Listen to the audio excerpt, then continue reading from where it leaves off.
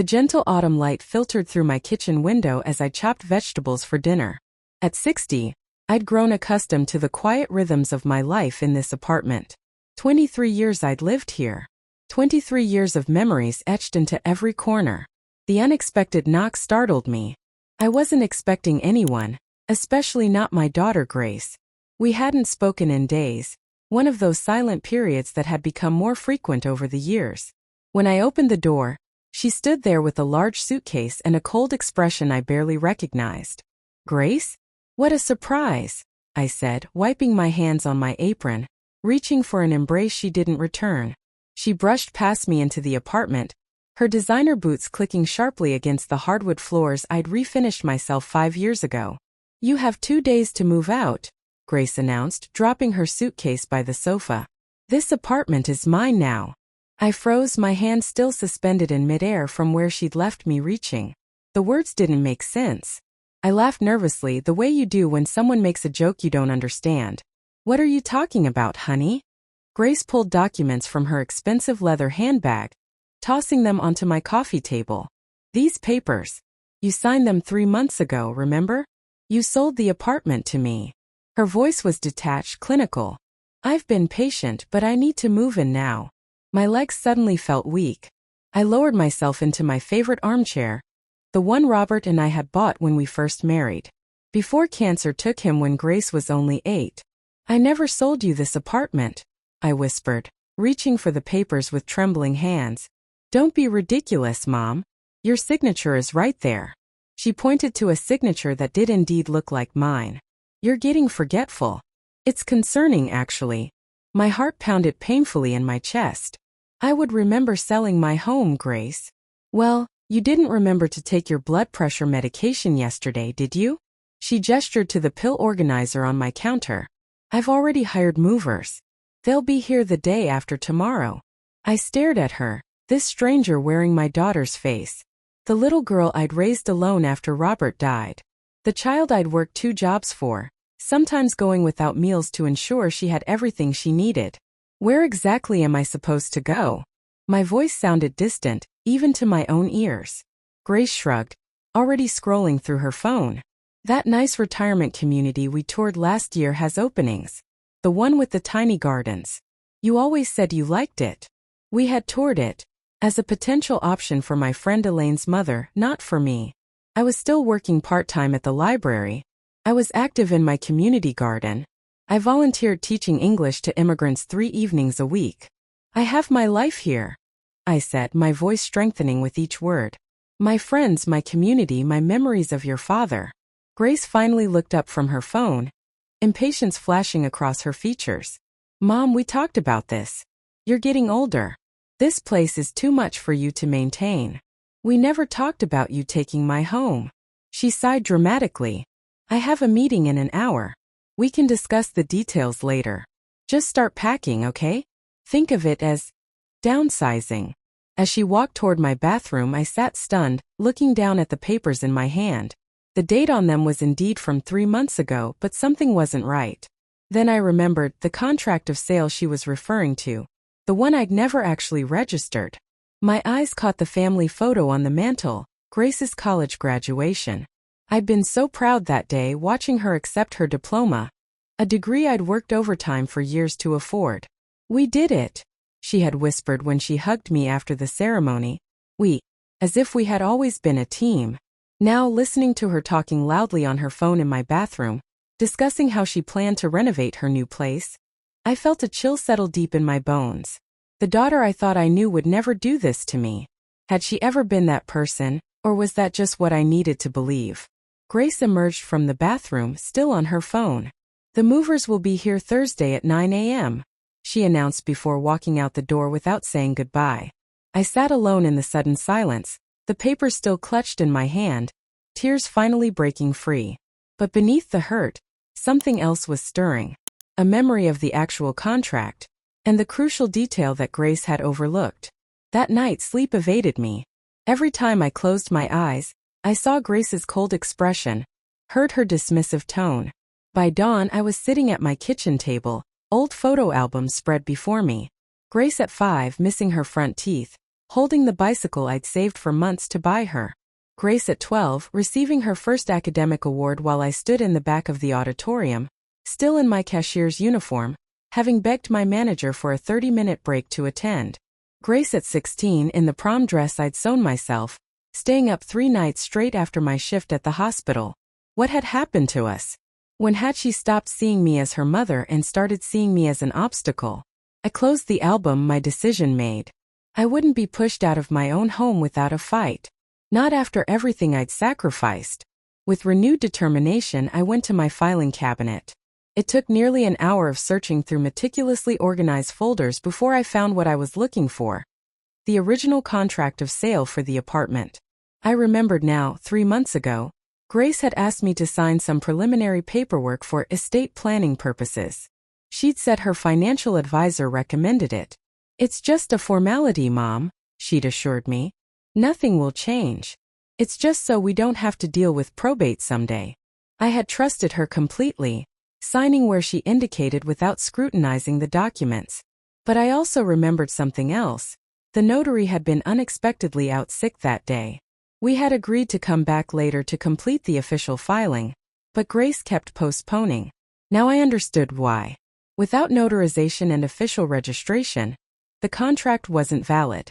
The apartment was still legally mine. As I studied the document Grace had presented yesterday, other discrepancies emerged. The signature looked like mine, but the flourish on the L in Laura was wrong. I always looped it clockwise, not counterclockwise. And the date, I had been at Elaine's retirement party that day, not signing over my home. My hands shook as realization dawned. My own daughter had forged my signature. A soft ping from the living room interrupted my thoughts. Grace's phone. She must have forgotten it on the coffee table. Another ping followed, then another. Despite a lifetime of respecting others' privacy, I found myself walking toward it. The screen showed several message previews. "Did she buy it?" From someone named Mark. "How soon can we list the property?" From the same person. "Waterfront condos starting at 1.2 M. Perfect investment opportunity." With trembling fingers, I picked up the phone. It wasn't password protected.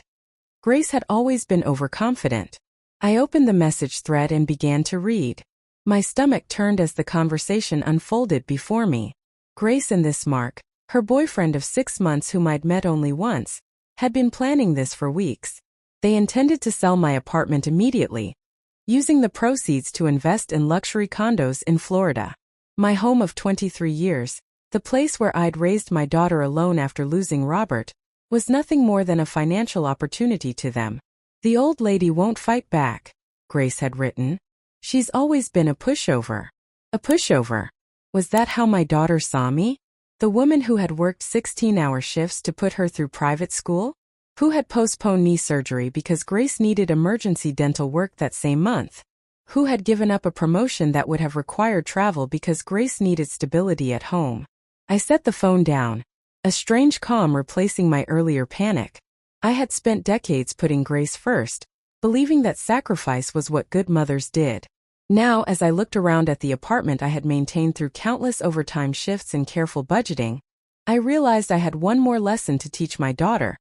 That sacrificing for someone doesn't mean allowing yourself to be sacrificed. The phone pinged again. Mark asking for updates. Grace would come back for it soon. I took a deep breath and picked up my own phone, scrolling to a number I hadn't called in years. Daniel Morrison had been a colleague at the hospital before he went to law school. We'd lost touch after he moved downtown to join a prestigious firm, but I remembered his parting words. "If you ever need legal help, Laura, don't hesitate to call." I never thought I'd need to take him up on that offer, certainly not against my own daughter. As I listened to the phone ring, I caught my reflection in the window. The scared, confused woman from yesterday was gone. In her place stood someone stronger, someone who had weathered greater storms than this. "Daniel Morrison's office," a professional voice answered. "This is Laura Collins," I said, my voice unwavering. "I need to speak with Daniel about a fraudulent property transfer. It's urgent." Outside, the morning sun broke through the clouds, illuminating the small garden I'd nurtured for decades. No one was going to take this home from me, not even the person for whom I had built it in the first place. "The signature is definitely forged," Daniel said, adjusting his glasses as he examined the document. Even after 20 years, he still had the same methodical approach I remembered from our hospital days. And without proper registration, this contract isn't legally binding. The apartment is still yours, Laura. Relief washed over me like a cool wave. We sat in his downtown office, the city skyline stretching beyond floor-to-ceiling windows that made me feel small and protected at the same time. So what do I do now? I asked. Daniel leaned back in his chair. That depends. Do you want to confront Grace immediately, or gather more information first? I thought of my daughter's cold eyes, of the messages I'd read on her phone. The premeditation of it all still stunned me. I need to understand why, I said finally. This isn't just about the apartment. I need to know what happened to my daughter. Daniel nodded, his expression softening. Then let's be strategic. Act normal for now. See what else you can learn. I'll prepare the legal documentation to protect your property. On the train ride home, I stared at my reflection in the window, barely recognizing myself. In just 24 hours, my world had shattered and reformed into something unrecognizable. The woman looking back at me seemed older, wearier, but there was something else too, a hardness around the eyes that hadn't been there before. As I approached my building, I noticed an unfamiliar car parked outside. A sleek black BMW with a man sitting inside, scrolling through his phone. Even from a distance, I recognized him from the single photo Grace had shown me months ago. Mark. Instead of entering through the front door, I slipped around to the service entrance and took the back stairs up to my floor. Years of working late hospital shifts had taught me how to move quietly. I reached my apartment door just as voices emerged from inside. Mom's always been terrible with paperwork, Grace was saying, her voice carrying clearly. She probably signed it without even reading it. Classic Laura. A male voice, Mark laughed. And she really bought that retirement community story? That's cold, babe. She thinks I still see her as supermom, Grace replied, and I could almost hear her eye roll. The martyr who sacrificed everything for her precious daughter. Didn't she, though? Mark asked. You told me she worked crazy hours to put you through school. There was a pause before Grace responded. That was her choice. Nobody asked her to be perfect all the time. Do you know how exhausting it is to be the daughter of Saint Laura? Nothing I ever did was good enough. My hand froze on the doorknob. Was that how she had felt all these years? That my sacrifices were somehow a burden to her? Anyway, Grace continued, once we sell this place, we'll have the down payment for those waterfront condos. My contact at Rivers Realty says they're going fast. What if she fights it? Grace scoffed. She won't. She's never stood up to me. Besides, she has nowhere to go. No family, few friends. Just her sad little life in this sad little apartment. The casual cruelty in her voice made my knees weak, but I forced myself to keep listening. I checked her bank accounts when she was in the shower last week, Grace continued. She's got about $42,000 in savings. Pathetic for someone her age. My mind flashed to the $80,000 I'd spent on Grace's education, the $15,000 for her first car, the $30,000 I'd given her for a down payment on a condo she'd ended up not buying, money she'd never returned, all from my retirement savings. What about the jewelry? I'm counting on at least $10,000 from that antique stuff, Mark said. Already handled. I've been taking pieces every visit for months. She never even notices. My grandmother's sapphire necklace. My mother's pearl earrings. I thought I was becoming forgetful when I couldn't find them. You're kind of ruthless, you know that? Mark sounded more impressed than concerned. Grace laughed. I learned from the best. My mother is the queen of emotional manipulation. I'm doing this for you, Grace. I just want you to have opportunities one never had, Grace. Meanwhile, making sure I knew exactly how much she was sacrificing. This is just karma. I stood frozen outside my own door, feeling like I'd been struck. Had I really made Grace feel that way? Had my sacrifices been a form of control? I searched my heart and found only love, perhaps imperfect, perhaps sometimes expressed through the language of sacrifice, but always love. The sound of movement inside jolted me back to the present. I retreated quickly down the hall to the stairwell, my mind racing. Whatever Grace's justifications, Whatever her misinterpretations of my intentions, one thing was clear. She and Mark were planning to steal my home and liquidate my possessions.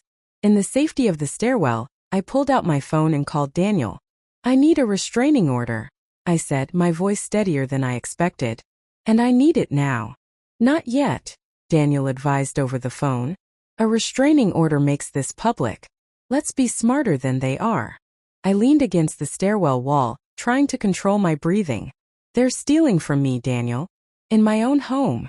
And we'll stop them," he reassured me. "But if we act now, they might destroy evidence or create complications we don't need. Can you stay with a friend tonight?" I thought of Elaine, my closest friend, who lived just 3 blocks away. "Yes." "Good. Call me in the morning. Document everything that's missing. Take photos. And Laura? Don't confront them yet." After ending the call, I texted Elaine about needing a place to stay, being vague about the reasons. Then I waited in the stairwell, watching my apartment door through the small window. 20 minutes later, Grace and Mark emerged. She locked the door behind them, and they headed toward the elevator, laughing about something. I waited until I heard the elevator doors close before approaching my apartment. Inside, the familiar space felt violated. I moved through rooms that had been my sanctuary for decades, now viewing them through the lens of what Grace and Mark might steal or destroy. In my bedroom, dresser drawers were slightly ajar. My jewelry box had been moved. In my home office, the filing cabinet looked disturbed. I took photos of everything just as Daniel had instructed, then packed an overnight bag. As I was about to leave, I noticed Grace had left her laptop on the coffee table. It was open but locked. Another burst of guilt hit me. Was I really considering invading my daughter's privacy further? Then I remembered her words. "She's never stood up to me." I sat down and looked at the lock screen. 4 years, Grace had used the same password for everything. Robert's birthday followed by her own, 032111986. My fingers hovered over the keys. Would she still be using it? I typed the numbers and the screen unlocked. "Oh, Grace," I whispered, both relieved and saddened by her predictability. I opened her email, feeling like a trespasser in my own home. It didn't take long to find what I was looking for. There were exchanges with a real estate agent about listing her apartment as soon as possible. Correspondence with an attorney, not a reputable one, based on the poorly written responses, about finalizing the property transfer. And most damning of all, emails with Mark discussing the old lady and how they would use the proceeds from selling my home. I forwarded the most incriminating emails to myself, then carefully restored the laptop to exactly how I'd found it. As I left for Elaine's, a strange calm had settled over me. The shock and hurt were still there, but now I had purpose. I had evidence. And I had a plan. Elaine, bless her, didn't press for details when I arrived at her doorstep. She simply hugged me, set me up in her guest room, and poured us both a generous glass of wine. "Whenever you're ready to talk, I'm here," she said, patting my hand before giving me space. That night I barely slept, replaying Grace's words over and over. Had I really been so terrible? Had my efforts to give her everything somehow made her resent me? By morning, exhaustion had given way to clarity. I called Daniel from Elaine's kitchen. The smell of coffee and fresh bread, a comforting contrast to the conversation ahead. "I need you to help me set a trap," I told him. The next few days passed in a blur of legal consultations and careful planning. I returned to my apartment when I knew Grace wouldn't be there, documenting more missing items. My mother's silver serving set, the antique clock Robert had inherited from his grandfather, even the small Monet print we'd bought on our honeymoon. Daniel brought in Jim Torres, a retired detective who now worked as a private investigator. Together, they helped me install hidden cameras in my living room and bedroom, places Grace and Mark seemed to target most often. "Remember," Jim cautioned as he set up the last camera, "don't confront them until we have solid evidence. Let them think they're winning." I also contacted my bank, changing all my passwords and setting up alerts for any unusual activity. The bank representative, a woman about my age named Patricia, listened sympathetically as I explained a sanitized version of the situation. "I've seen this more times than I care to admit," she said, lowering her voice. "Family financial abuse of seniors is on the rise. You're doing the right thing by protecting yourself. Seniors. The word struck me as foreign. In my mind, I was still the young mother racing from work to Grace's school events, the woman working night shifts to make ends meet. When had I become a senior who needed protection? 5 days after installing the cameras, I got my first alert. Grace had entered my apartment while I was supposedly at my book club. The footage showed her and Mark systematically going through my remaining valuables, discussing what they could get for each item. "Once we sell this place, we'll be set," Mark said, holding up my late husband's watch. "Waterfront living, here we come." Grace smiled, and for a moment, she looked like the little girl I remembered, bright-eyed and full of dreams. But then she spoke, and the illusion shattered. "I've earned this," she said, surveying my home as if calculating its value. "After everything I've put up with." I watched the footage with Daniel and Jim in Daniel's office, my hands clenched so tightly my nails left marks on my palms. "We have enough," Daniel said, stopping the video. "The unauthorized entry, the theft, the documented plans to sell property that isn't legally hers. Do you want to press charges?" The question hung in the air. Did I want my own daughter arrested? "No," I said finally. "I want my home secured and my belongings returned. But there's something else I need to do first." Jim raised an eyebrow. "What's that?" I straightened my shoulders, feeling strength return to my spine. "I need to let Grace think she's won." The day of the supposed move arrived bright and clear. A perfect September morning that belied the storm about to break inside my apartment.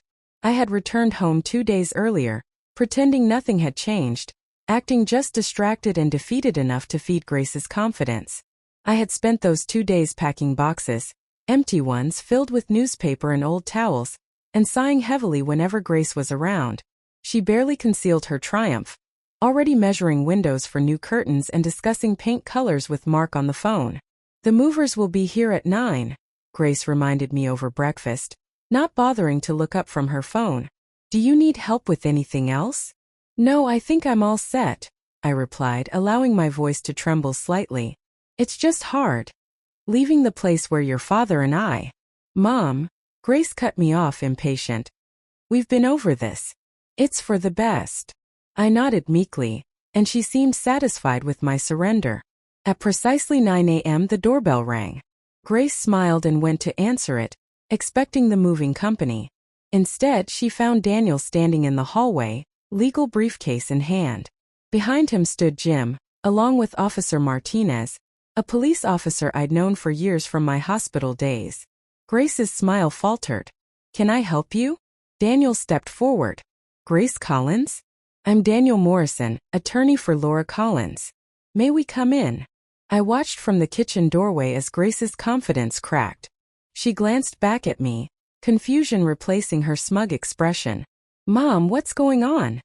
she demanded. I stepped into the living room, my heart pounding but my voice steady. "Please let them in, Grace." Once everyone was seated, Grace perched nervously on the edge of the sofa. Daniel laid out the documents on the coffee table. "These are the original property deeds, showing that Laura Collins is the sole legal owner of this apartment," he began. "And this is the analysis from a forensic handwriting expert confirming that Laura's signature on your supposed contract of sale was forged." Grace's face paled. "That's ridiculous." Mom signed. "No, Grace, I didn't," I interjected, my voice firmer than it had been with her in years. "You forged my signature. You planned to sell my home without my knowledge or consent. And you've been systematically stealing my possessions for months." Officer Martinez placed a small evidence bag on the table. Inside was my mother's gold locket, one of the items missing from my jewelry box. "This was recovered from a pawn shop on 5th Street, he explained. "The owner identified your photo, Miss Collins." Grace's breathing quickened. She looked trapped, her eyes darting between the faces surrounding her. For a moment I saw fear there, and despite everything my heart ached for her. "This is a mistake," she insisted, her voice rising. "Mom gave me that necklace years ago, and she agreed to sell me the apartment." "Tell them, Mom." All eyes turned to me. I took a deep breath, remembering Grace's words on the recording. "She's never stood up to me." "That's not true, Grace," I said quietly. "I never gave you permission to take my home or my belongings. You never gave me anything," she suddenly shouted, years of resentment boiling over. Do you know what it was like growing up with perfect Laura as a mother? Always sacrificing, always working, always reminding me how hard you had it. How could I ever measure up? The raw pain in her voice stunned me into silence. This wasn't just about money or property. This was about something broken between us years ago that I had never fully seen. Before I could respond, the doorbell rang again. This time it really was the movers along with Mark, who looked confused to find our apartment filled with people. "What's going on?" he asked, stepping inside. Jim rose from his seat. "Mark Davidson? We'd like to ask you some questions about your involvement in a scheme to defraud Ms. Laura Collins of her property." Mark's confusion quickly morphed into panic. "What? No, this is Grace's apartment. She showed me the paperwork." "Forged paperwork," Daniel interjected. Mark's eyes narrowed as he looked at Grace. "You told me this was legitimate. You said your mother had dementia and didn't remember signing the papers." "I never said," Grace began, but Mark cut her off. "I'm not going down for this," he declared, already backing toward the door. "This was all her idea. I just went along with it." Grace's face crumpled as she watched her boyfriend abandon her without a second thought. "Mark, wait," she called, but he was already rushing down the hallway. Officer Martinez excused himself to follow Mark, leaving the four of us in a heavy silence. Grace sank deeper into the sofa, all pretense gone. "Are you going to have me arrested?" she asked, her voice small like the child she once was. I looked at my daughter, truly looked at her, and saw beyond the anger to the hurt beneath. The little girl who had lost her father too young. The teenager who had watched her mother work endless hours. The woman who had somehow twisted love into resentment. "That depends," I said softly, "on what happens next." 3 months passed before I saw Grace again. 3 months of quiet mornings in my apartment, of rediscovering the peace of a home that was truly mine. 3 months of healing from a betrayal I never thought possible. The day after the confrontation, Grace had moved out of my spare bedroom, where she'd been staying while orchestrating her scheme. She left without a word, taking only her personal belongings. Daniel had drawn up a formal agreement, which she signed with shaking hands. She would return all stolen items, seek therapy, and stay away from my home for 90 days. In exchange, I wouldn't press charges. Mark wasn't so fortunate. With prior convictions for fraud, he faced serious consequences. Grace could have been implicated further, but both Daniel and I testified to her lesser involvement. It wasn't entirely true, but it was what my heart needed to do. In those 3 months of separation, I transformed my apartment, not to erase Grace's presence but to reclaim my own. I painted the kitchen the sunny yellow I'd always wanted. I rearranged the living room furniture to better catch the morning light. I turned the spare bedroom into a reading nook, with bookshelves reaching to the ceiling. I also examined the past with clearer eyes. How had my devotion to being a good mother twisted into something that made my daughter resent me? I spent hours with a therapist named Rebecca, unpacking decades of decisions and their unintended consequences. "Martyrdom can be its own form of control," Rebecca suggested gently during one session. "Sometimes when we sacrifice everything, we create an unspoken debt that the other person never agreed to." Her words stung, but they also illuminated. Had I unconsciously held my sacrifices over Grace's head? Had my determination to give her everything actually burdened her with expectations she couldn't fulfill? The revelation didn't excuse Grace's actions, but it helped me understand them. We both had work to do. On a crisp December morning, exactly 3 months after our confrontation, my doorbell rang. Grace stood in the hallway, thinner than I remembered, with dark circles under her eyes. She clutched a small wrapped package. "Can I come in?" she asked, her voice uncertain. I stepped aside, allowing her into the apartment we had both almost lost. She noticed the changes immediately. "You painted," she said, looking around with surprise. "It's bright."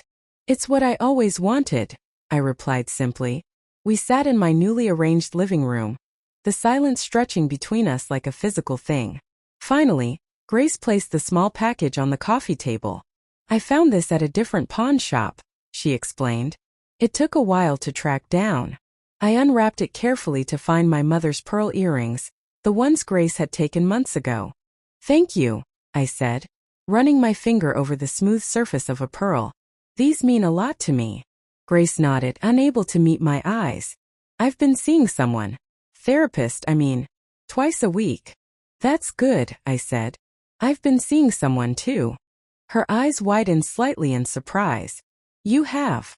Yes. There's been a lot to process. Grace twisted her hands in her lap. Mom, I don't even know how to begin apologizing for what I tried to do. It was unforgivable. Perhaps, I agreed. But that doesn't mean I won't forgive you eventually. Tears filled her eyes. Why? After what I did, why would you even consider it? I took a moment before answering, choosing my words carefully. Because I'm learning that love doesn't require perfection. Not from you and not from me. Grace looked up, really meeting my gaze for the first time. My therapist says I've been angry at you for years without understanding why. She says I twisted your sacrifices into something controlling, because it was easier than admitting how much pressure I felt to be worthy of them. I nodded. My therapist says something similar. That my way of loving you might have created expectations you never asked for. That doesn't excuse what I did, Grace whispered. No, I agreed. It doesn't. We sat in silence again, but it felt different now, thoughtful rather than tense. I'm moving to Portland next month, Grace finally said. I got a job at a nonprofit there. It's a fresh start, away from everything. Including Mark, I presumed, though neither of us spoke his name. That sounds like a good decision, I said. Grace hesitated before asking, would it be okay if I called you sometimes? Not right away maybe, but eventually. The question hung in the air, weighted with all that had passed between us. I would like that, I replied honestly. When you're ready. She nodded, relief visible in the slight relaxation of her shoulders. Before she left, Grace paused at the door. I'm sorry, Mom. Not just for what I tried to take from you, but for not seeing what you gave me. After she was gone, I sat in my reading nook, watching the winter sun cast patterns across the floor. The apartment felt different somehow, not because of the new paint or rearranged furniture, but because I was different within it. For decades, I had defined myself primarily as Grace's mother, measuring my worth by my sacrifices. Now at 60, I was discovering who Laura Collins might be when she wasn't sacrificing for someone else. The following week, I signed up for a watercolor class I'd been eyeing for years. The week after that, I volunteered at a local legal aid clinic helping seniors understand their housing rights. By spring, I had joined a walking group that explored different neighborhoods each weekend. Grace called occasionally from Portland, our conversations careful but gradually warming. We were building something new. Not the intense mother-daughter bond of her childhood, but something more balanced, more honest. 1 year after the confrontation, I received a letter from Grace. Inside was a check for $30,000, the money she borrowed years ago for the down payment she never made. The note read simply, not because I have to, but because I want to. This is the first step in rebuilding trust. I love you, Mom. Thank you for not giving up on either of us. I stood in my sunny kitchen, holding the letter, feeling neither triumphant nor vindicated. Instead, I felt something more valuable, peace. The house I had built with sacrifice still stood, its foundation stronger for having weathered the storm. And within its walls I had finally found room for myself.